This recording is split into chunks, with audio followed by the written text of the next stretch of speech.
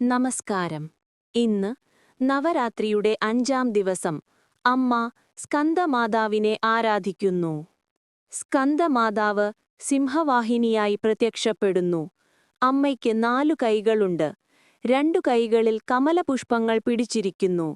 ഒരു കൈയിൽ കുഞ്ഞു സ്കന്ദനെ അഥവാ മുരുകനെ മടിയിൽ വെച്ചു പിടിച്ചിരിക്കുന്നു. മറ്റൊരു കൈ അഭയമുദ്രയിൽ ഭക്തരെ അനുഗ്രഹിക്കുന്ന നിലയിൽ. അമ്മയുടെ മുഖം കരുണയും മാതൃസ്നേഹവും നിറഞ്ഞതാണ്. താരകാസുരൻ ലോകത്തെ വിറപ്പിച്ചപ്പോൾ അവനെ കൊല്ലാൻ സ്കന്ദൻ ജനിച്ചു. അമ്മ പാർവതി സ്കന്ദമാതാവായി തന്റെ മകൻ സ്കന്ദനു വേല് അഥവാ ദിവ്യായുധം നൽകി. ആ വേലിന്റെ ശക്തിയാൽ സ്കന്ദൻ യുദ്ധത്തിൽ ജയിക്കുകയും താരകാസുരനെ സംഹരിക്കുകയും ചെയ്തു.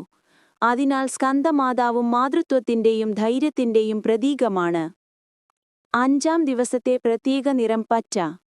പച്ച നിറത്തിലുള്ള വസ്ത്രവും പൂക്കളും ഉപയോഗിച്ച് അമ്മയെ ആരാധിക്കുന്നത് ഐശ്വര്യവും സന്തോഷവും നൽകും.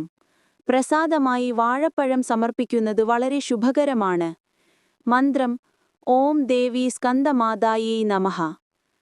സ്കന്ദമാതാവിനെ ഭക്തിപൂർവ്വം ആരാധിക്കുന്നവർക്ക് കുടുംബത്തിലെ പ്രശ്നങ്ങൾ മാറും.